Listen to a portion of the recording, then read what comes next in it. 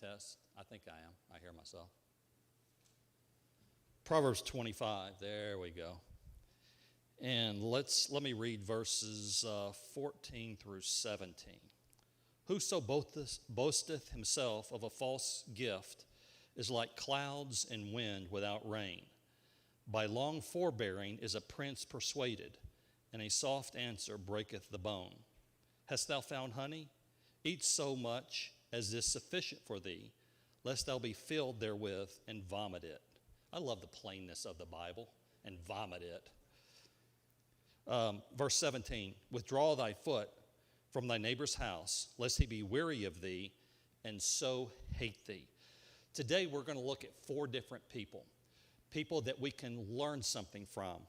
You know, most of my life, especially as I've gotten older, I've been an observer of people. I watch you. One of my favorite things to do is when I'm traveling and sitting in the airport, I just sit and I watch. It is a comedy show at times, and I think most of you have seen that. I often think this: did you look at yourself before you left your house? I think most of them didn't.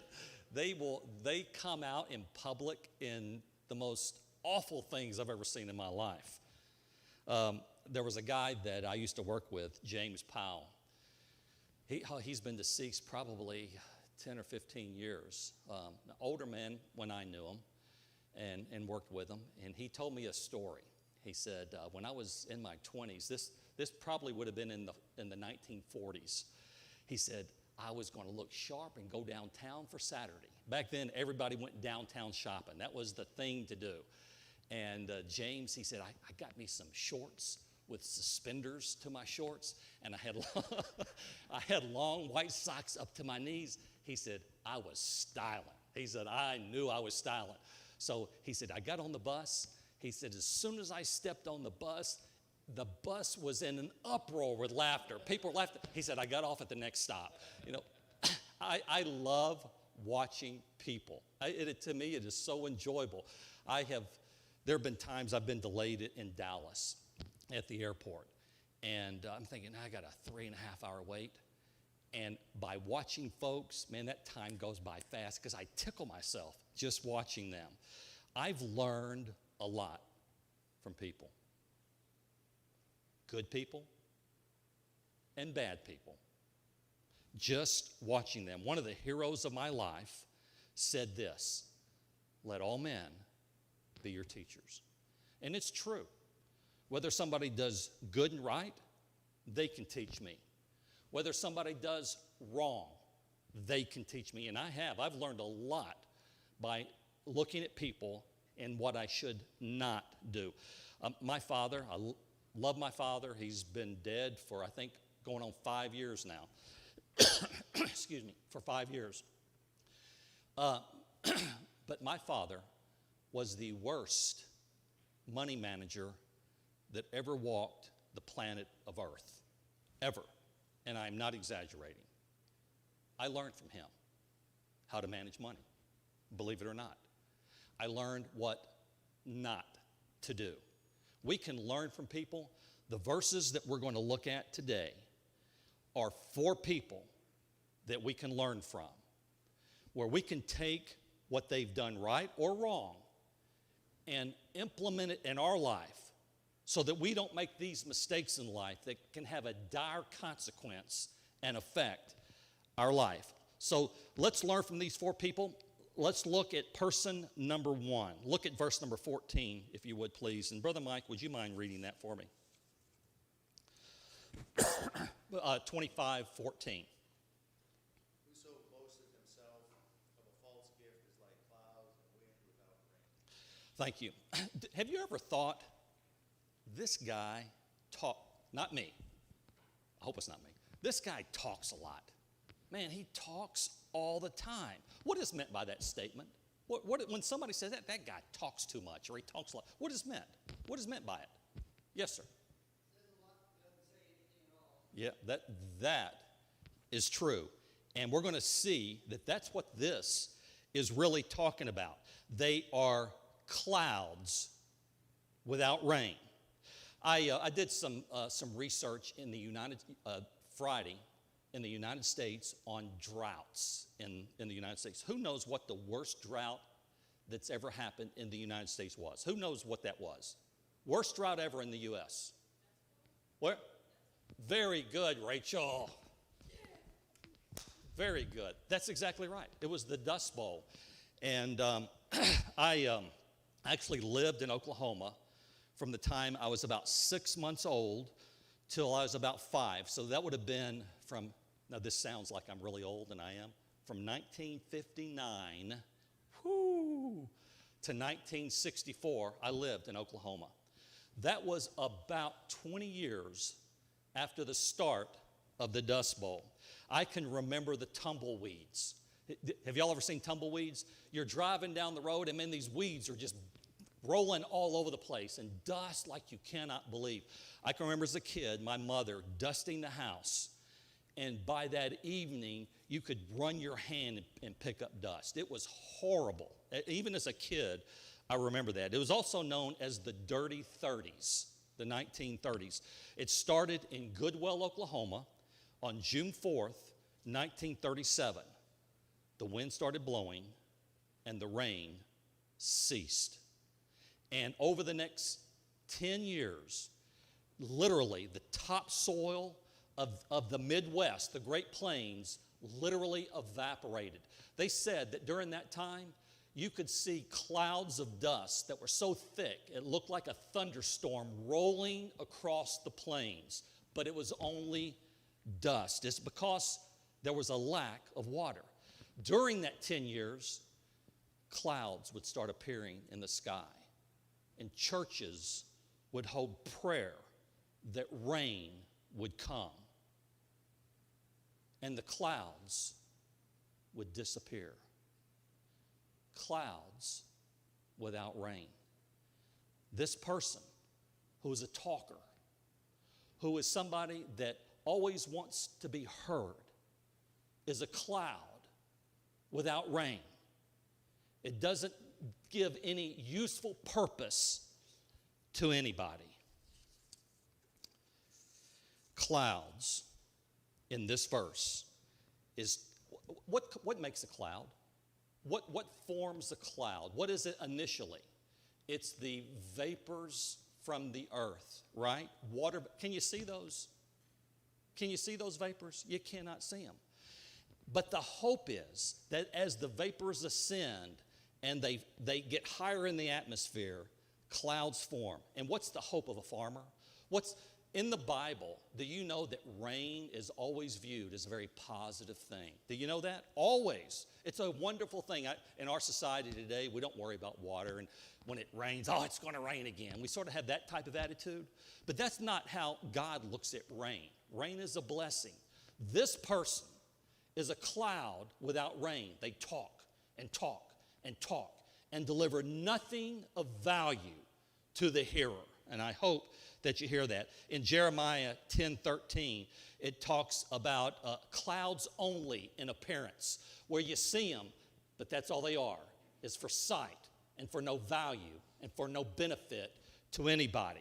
They're not the clouds that bring abundance of rain to our life.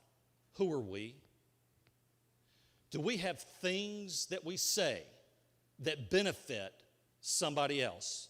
My prayer and my aim in life is this, that I want to help you. I want to help somebody with the things that God has shown me in life and has allowed me. I've been through some tough things in life, I'm telling you. And I don't want those to be wasted things in life. I want them to be things that I can use to benefit somebody else. I do not want to be a cloud without rain. I want to be used for the benefit that He intended to use me for. And I pray that that's the case. What does the Bible say about life? What does it call life? Life is even as it's a vapor. Something here for a while and then gone. I want Him to take this vapor of my life and to form it into a cloud that delivers abundance of rain. I don't want this life to be a wasted life that there he is, he's a vapor, and he's gone, and did not fulfill the purpose that he had for me in life? Are we fulfilling the purpose? Are we a cloud that delivers abundance of rain? Or are we a cloud without rain? Talks about in that verse also a false gift. It's a gift that's promised. I'm going to do something for you, Brett. I say, but I never deliver. Look at that verse again. Whoso boasteth himself of a false gift is like clouds and wind without rain. That false gift is a promise, but it's a promise that's not given. This guy mentioned here is the guy that likes to play the big shot. We've all known those guys. He wants to be the preeminent one. He wants to be the one that you look to with envy, but he never, ever delivers. He is either one of two types of people, and I think both are applicable to this verse. Either number one, he pretends to receive a gift that helps his standing in life. You say, what do you mean, Jeff? Well, it's sort of like, you know who John Kerry is? Who does not know who John Kerry is? John Kerry was the Secretary of State. He ran for president in, 15, 16 years ago. How long ago? 2004. Ran for president. He had a Purple Heart that he got in Vietnam. And he wore it high on his chest to tell everybody how wonderful he was because he got injured in Vietnam. Come to find out, he got a little scratch that many believe was self-inflicted so that he could get a Purple Heart.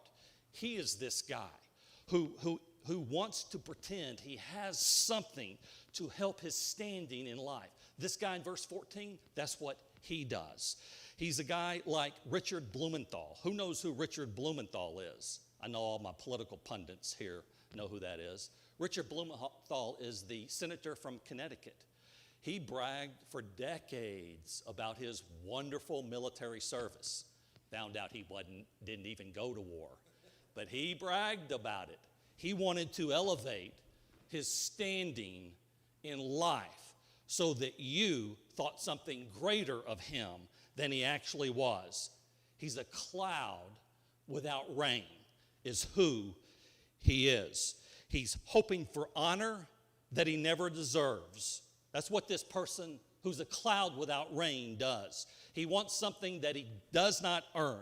He's hoping to receive acclamation about things in his life. So he elevates himself above you and me. That's who he is and what he hopes to do. He makes a lot of noise about his great accomplishments and what he has done and all the things that he will accomplish in life. His life is about him. He tries to position him in our eyes so that he is elevated and we hold him in higher esteem than he actually deserves. But he is a false man. He's a guy that pretends to be something he's not. Why do we do that? Why do people do that? Why do they act like that there's something that they're actually not? Why do they do that? You please answer me. They, whether they admit it or not, they crave approval. And they crave to be in a higher position. They want to use you and me to boast themselves up. Whoso boasteth, notice that's the word of God is so good. He boasteth himself. He talks of himself. He tells all that he has done. Whoso boasteth himself of a false gift is like clouds and wind without rain. I wonder, how do we position ourselves in life? Are we a boaster of ourselves, or are we a boaster of others? I pray, and I think this is the case here. I know you guys. I pray that our boasting is of somebody else and not ourselves. What does the Bible say? let another man praise thee. That is what we should do. And we can then be on the road to be in a cloud with rain, fulfilling the purpose that God Almighty has for us. Does that make sense, folks? Does that make sense? Or this guy could be this type of person as well. He's this guy who promises that he'll give and promises what he'll do, and he performs nothing. It's important to be a man or a woman of our word. To make a vow and to keep it is who we need to be. He raises people's expectations of the mighty things that he will do for himself, for you, for our country. I think of, we're in the political time of year, and I think of the great promises that are always made by politicians. I'll do this. You know, most of them are clouds without rain. They promise and deliver nothing. That is who this verse is talking about. He brags of the great things that he has or will do and does nothing. I think he acts like this probably because his heart is not for others. His heart is for himself. When you're around somebody like that, I'm telling you, I'm warning you, watch it. Be careful. When somebody always talks about themselves, watch it and be careful. You're in their sight to be somebody they've targeted to use to elevate themselves. And I hope this makes sense. Someone like this is a morning cloud that passes away and disappoints those who look for rain. They are clouds without water. Jude 1:12 says this: these are spots in your feast of charity when they feast with you, feeding themselves without fear. Clouds they are without water, carried about of winds, trees whose fruit withereth, without fruit, twice dead, plucked up by the roots. That is a perfect description of this guy in Proverbs 25:14. He is out to use others to help himself. And I pray, Lord, that is never us. Or it could be, this guy he boasts of the false gifts that he have. I was reading this week, and I thought of a group of people that always boast of false gifts that they supposedly give to others. And I'll talk about them in just a second. But the Bible says, let another man praise thee and not thyself. I think these people are in line and following the footprint of Satan himself. What do you mean by that? Remember when the Lord was in the wilderness and he was tempted by Satan? What did Satan promise him? He promised him the kingdoms of the world. Think about this. Are the kingdoms of the world really Satan's to give? They're not. He was promising something that he cannot deliver. Well, you say, well, the Bible says, or we hear that he's the prince of this world. He may be ruling this world, but it does not belong to him. It belongs to God, and it was not Satan's to deliver. And these people in verse number 14 are just like that, making promises that they cannot deliver. Watch out for those people. My goodness, I talk way too much talking about this, huh?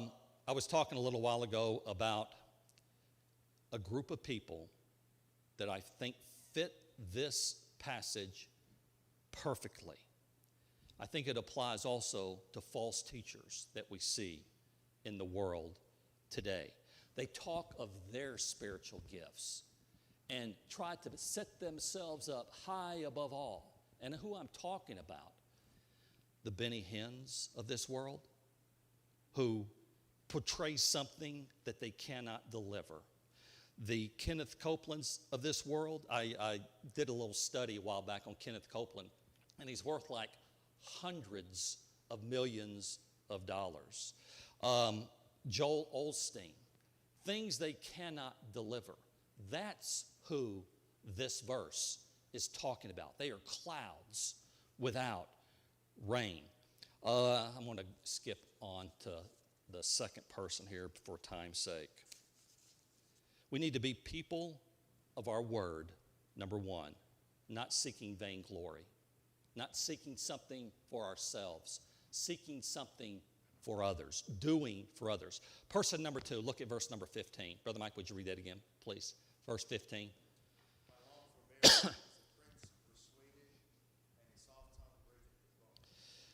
By long forbearance is a prince persuaded, and a soft tongue breaketh the bones. I got to tell you, I struggle with this, being soft.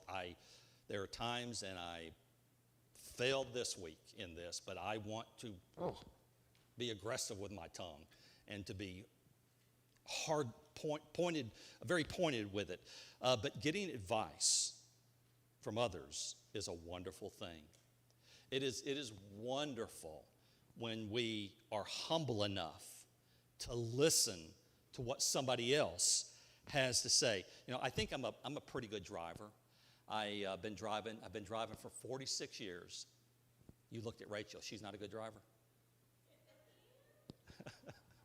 I've been driving for 46 years, and I've never had an accident. I'll take that back. I was stopped at a stoplight one time, and I was in my pickup truck, and my pickup truck had a hitch on it that stuck out pretty good.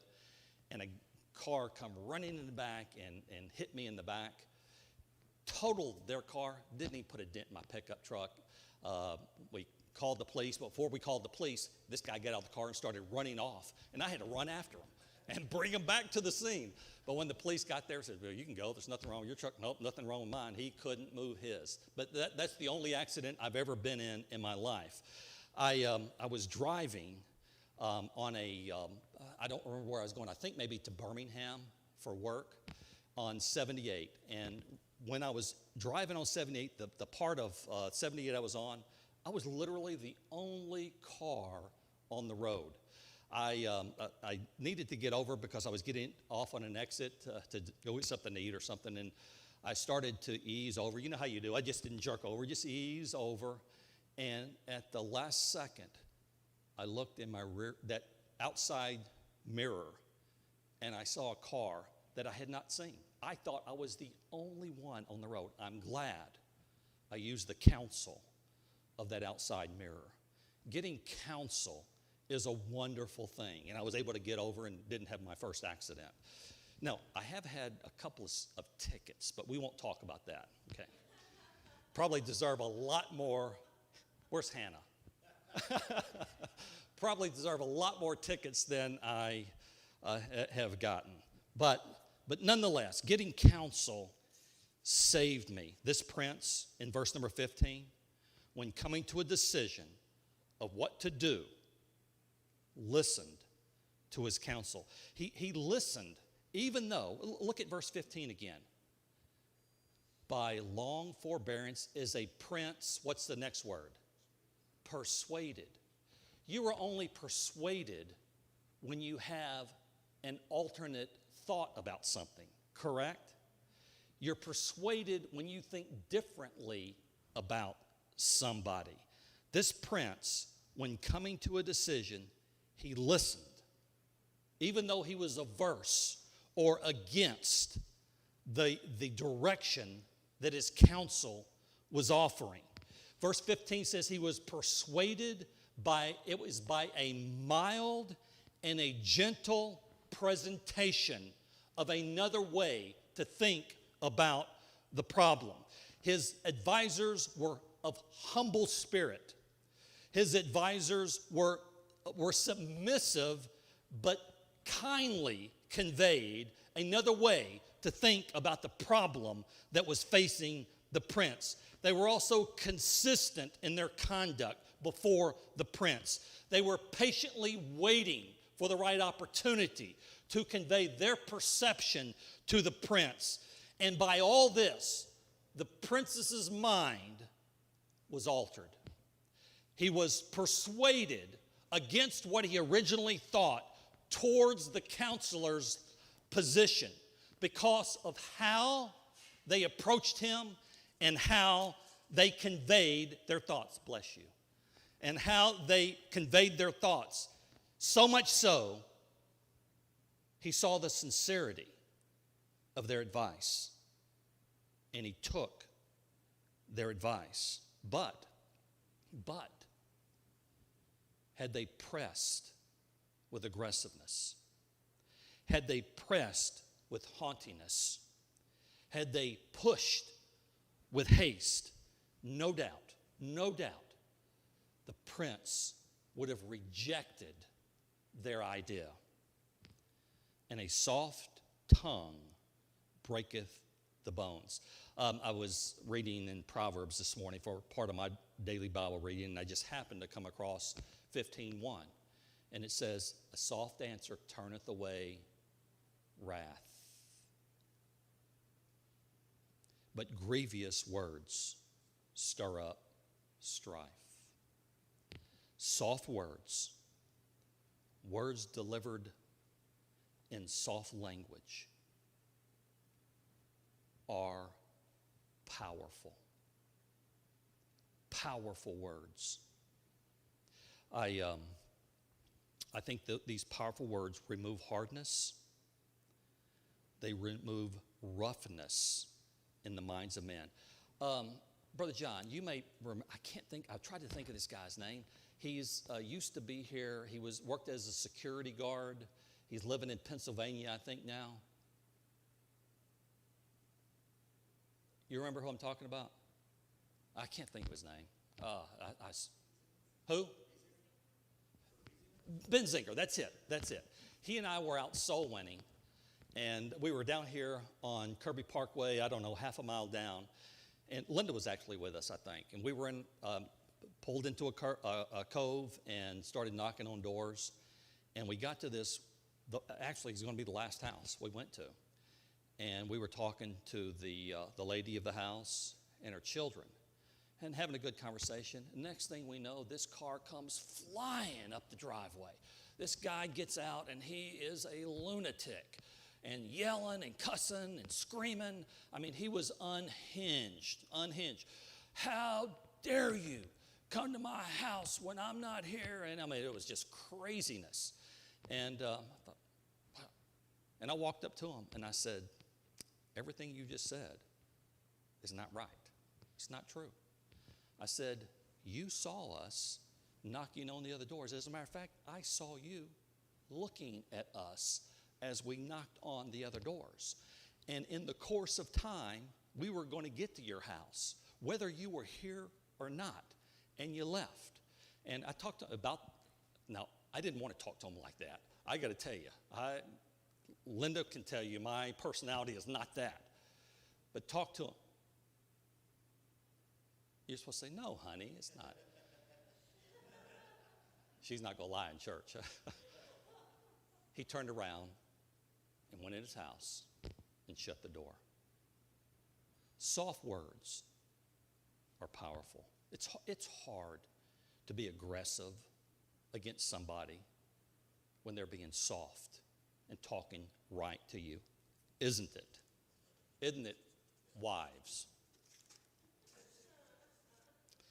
Soft words work. They influence and they bend the mind of men. It changes their thinking. Try it. Try it. The next time a situation arises where it starts in the tip of your toes and is working its way out, try that soft answer and see if it works. Even when their will is obstinate towards you and stubborn, it makes them pliable and tractable. Do you know, when I use the word tractable, do y'all know what that means? It means easy to control in this sense. It makes them tractable. Just like David did with Saul. When Saul was after David, David didn't come after him with harsh words. He talked to him with honor and respect. And we won't turn there for time's sake, but in 1 Samuel 24:16, you can see it turned the heart of Saul. It turned his heart. We also can see that, and we won't turn here for time's sake, but Abigail, who was Nabal's wife, used soft language when David was going to go get their family. Soft language, and it turned the heart of David. There are examples after examples of people using this principle in life, talking softly and right and patiently, and it benefited them. So I think we can learn a couple of things here. Number one, be patient. When a situation is adverse to you, be patient. Oh, this is a hard one. It's hard to do that, but it's right.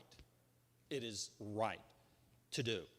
Whatever current trouble or difficulty, whether we're driven to panic or we are moved to have a heated exchange with somebody because of trouble, we should learn to wait for the right opportunity to have the right discussion of life. I had a situation 6, 7, 8 years ago. When you get old, you lose track of time. It might have been 10 years ago. I was adamantly opposed to somebody. Adamantly opposed to somebody.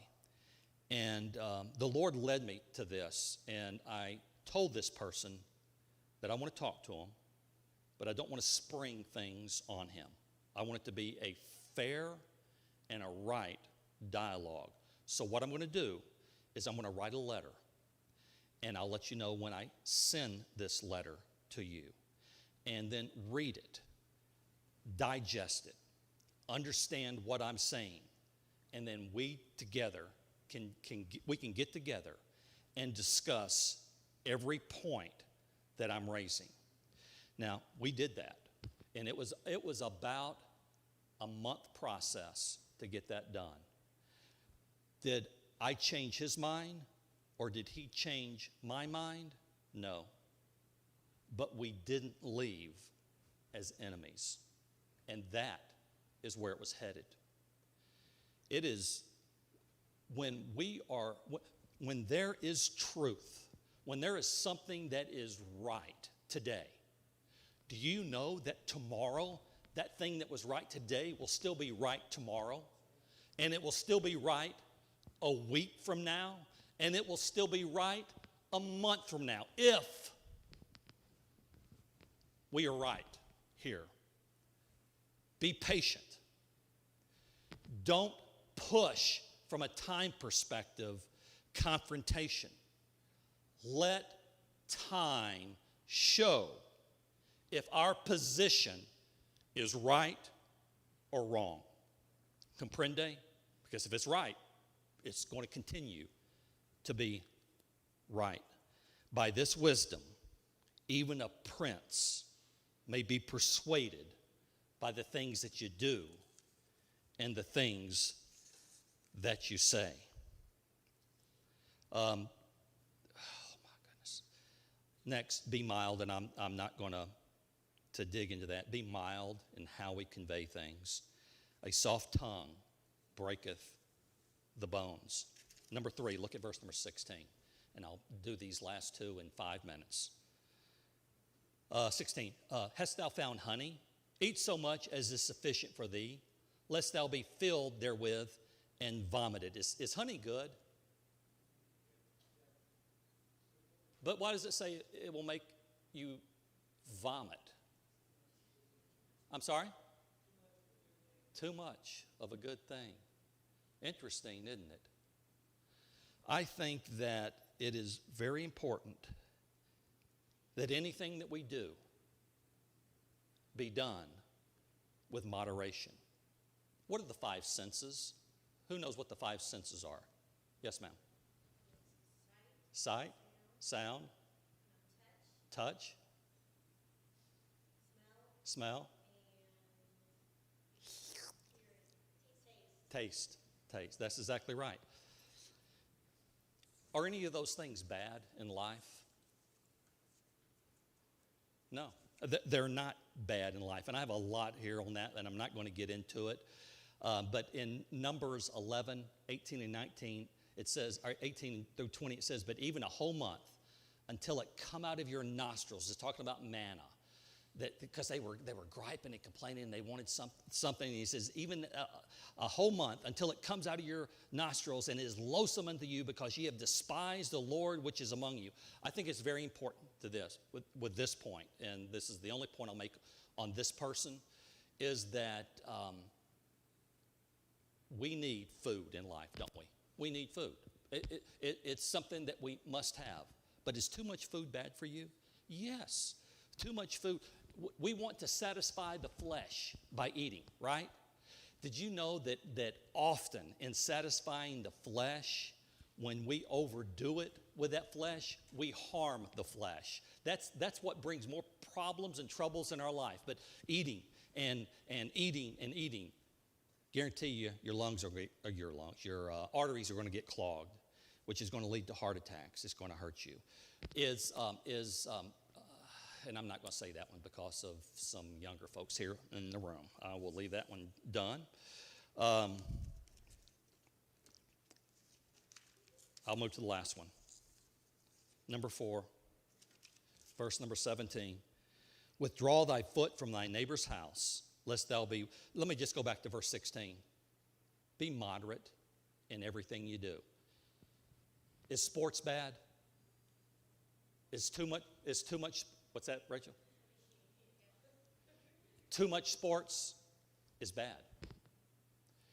Is television in and of itself, the box there, is it bad? Is too much of it bad? Yeah. I had a lot of examples here on that. I do want to find them real quickly, if you don't mind, because I think this is an important point. Watching news. Is news bad? Yeah, it is bad, isn't it? Watching too much of it is absolutely bad. Taking medical drugs, is that bad? But taking too much beyond what you should do is bad. My point is this: in everything in life, everything, we need moderation. That is what this point is saying. We need to be people of moderation, even things that are good, like honey, because it will make us vomit. Watch out what we do. And it sort of leads into the fourth person in verse 17. Withdraw thy foot from thy neighbor's house, lest he be weary of thee and so hate thee. You know what? It is wonderful to be friendly. We have a friendly church. I love spending time with each of you guys. We have a very friendly church. We have a church that enjoys fellowship. There needs to also be moderation in that. If I'm at his house all the time, I know his wife's going to get sick of that. And so will he, and so will his kids. Let's be careful about how often we have our foot in the house of somebody else. God expects in all things of life for us to have moderation. You're dismissed.